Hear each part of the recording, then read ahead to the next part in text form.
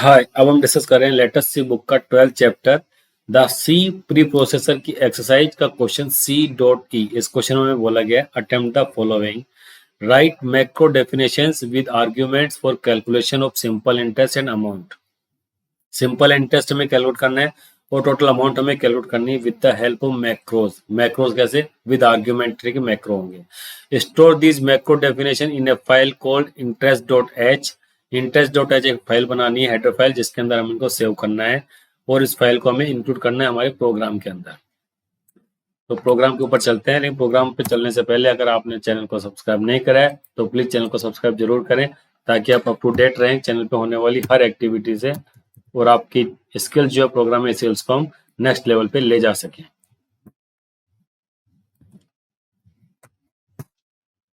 ठीक है, पहला चला हमने इंक्लूड stdio.h। ये क्या है? Standard input output header file है जो कि हमारी सी की स्टैंडर्ड लाइब्रेरी के अंदर अवेलेबल है। हैश डिनोट करता है प्री प्रोसेसर को और इंक्लूड डिनोट करता है हैश इंक्लूड की फाइल इंक्लूजन टाइप का प्री प्रोसेसर है। अब ये आया हमारे पास में इंक्लूड conio.h। हर बार हम क्या करते हैं कि पहले मैक्रो यहाँ लिखते हैं, उसके बाद में फाइल के अंदर इनपुट करते हैं, उसको अंदर यूज करते हैं। इस बार हम क्या करते हैं कि फाइल को ही पहले नई फाइल के अंदर मैक्रोज को लिख देते हैं, उसके बाद इनको यूज करेंगे। सबसे पहले हम इसको सेव कर लेते हैं इंटरेस्ट के नाम से int.h। फाइल का नाम कुछ भी दे सकते हैं आप। अब हमें यहाँ पे यूज करना है डिफाइन। हैश क्या? Pre processor. डिफाइन क्या कर रहा है? मैक्रो को डिफाइन करने के लिए।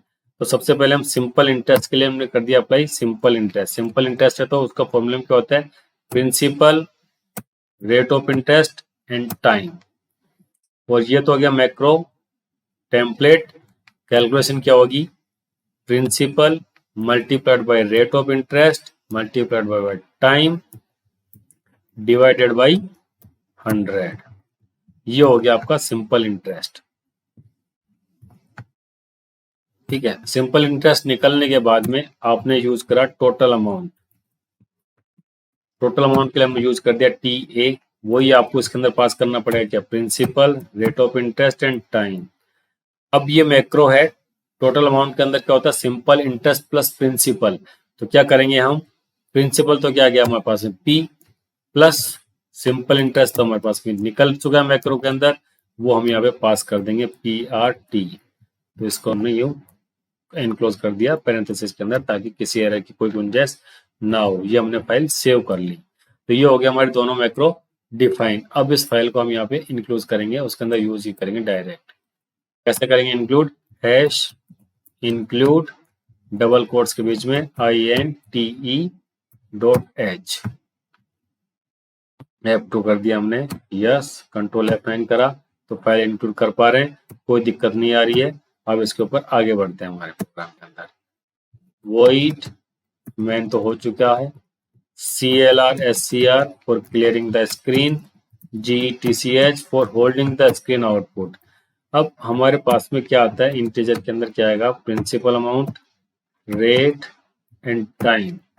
ये हमें इनपुट में लेनी है कीबोर्ड के थ्रू, और उसके अकॉर्डिंग हमें टोटल अमाउंट और रेट सिंपल इंटरेस्ट निकाल के हमें देना है। तो हो सकता है कि सिंपल इंटरेस्ट हमारा फ्लोटिंग टाइप के अंदर निकले, तो टोटल अमाउंट भी हमारा फ्लोटिंग टाइप के अंदर हो सकता है। तो फ्लोट के अंदर क्या बोला हमने? सिंपल इंटरेस्ट का SI और टोटल अमाउंट का TA। उसको अगर हम यही भी करते हैं तो डायरेक्टली हम यूज कर लेंगे। अब हम इसको केवल प्रिंटफ के अंदर इनपुट में ले लेते हैं। AB प्रिंटफ के अंदर तीनों पैरामीटर्स ले लेते हैं। Printf enter value of P की वैल्यू एंटर करो। सेकंड स्कैनअप में गया मैं, scanf $D format specify for integer और $P। ये आ गया मेरे पास में, ये मैंने कॉपी कर लिया। Shift insert and shift insert. सबसे पहले प्रिंसिपल निकल गया, फिर रेट निकाल देते हैं, उसके बाद में हमने टाइम निकाल दिया।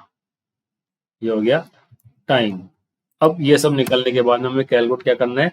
जो हमने मैक्रो यूज कर रखे हैं उनको यूज करना है। यूज करने के लिए क्या करेंगे? Printf simple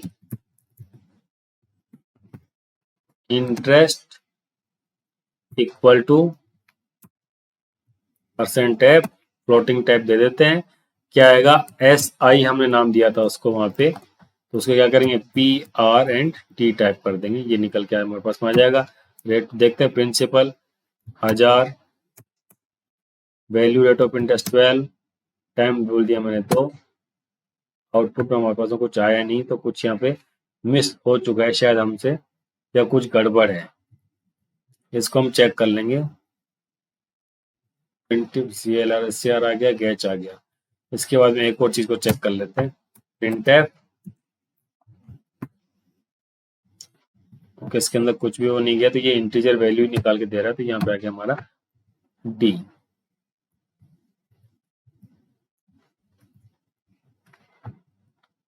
/n total amount equal to percentage F, क्या आ गया PA, principal rate and time, PRT यहाँ पे आ गया है। इसको हमने सेव कर दिया, अब इसको हमने रन करा कर चेक कर दिया।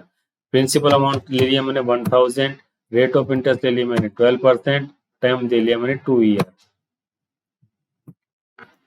आउटपुट के अंदर ये स्टोर नहीं हो रहा है, क्यों इतना कुछ तो गड़बड़ हो गई है। किस तरीके से हो गई है, INTH जो फाइल थी हम उसको यूज करके चेक कर लेते हैं फाइल को, उसके अंदर तो कुछ गड़बड़ नहीं रही है।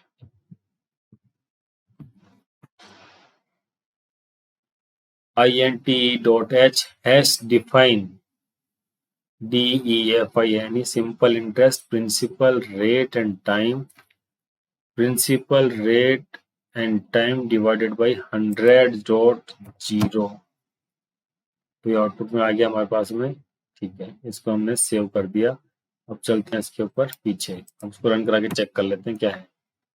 1012, टाइमिंग दे दिया मैंने 2, तो आ गया हमारे पास टोटल अमाउंट तो आ गया इतना 1240। अब इसको फ्लोटिंग पॉइंट वैल्यू हमारे पास रिटर्न में आ रही है, तो इसको यहाँ पे इंटीजर हमने दे रखा है, इसलिए हमारे पास आउटपुट कुछ नहीं आ रहा, क्योंकि फॉर्मेट स्पेसिफायर आउटपुट से मैच होना चाहिए। ये हमने कंट्रोल F9 कर दिया। ये 1000, रेट ऑफ इंटरेस्ट 12, टाइमिंग 2 की जगह मैंने 3 ईयर कर दिया, तो आ गया बिल्कुल सही कि सिंपल इंटरेस्ट निकल गया 295.36, और हमारा टोटल अमाउंट कितना हो गया 704.64। नहीं, ये कुछ गड़बड़ है। ओके, सिंपल इंटरेस्ट की वैल्यू कुछ अलग निकल रही है, हम इसको 2 ईयर के ऊपर ही काम करते हैं।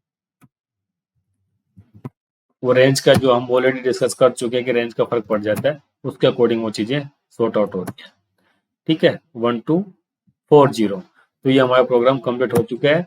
इसी के साथ में 12 चैप्टर, लेटेस्ट सी का 12 चैप्टर पूरा हमने सोल्व कर लिया है कि मैक्रोस क्या होते हैं, प्री प्रोसेसर्स क्या होते हैं, एक सी का कंपाइलर किस तरीके से पूरा प्रोसेस को कंप्लीट करता है। तो अगर अभी तक आपने चैनल को सब्सक्राइब नहीं करा है तो चैनल को सब्सक्राइब जरूर कर दीजिए, ताकि आप अप टू डेट रहें और आने वाली इस पूरी सीरीज को आप अच्छे तरीके से पढ़ सकें। Okay, thank you.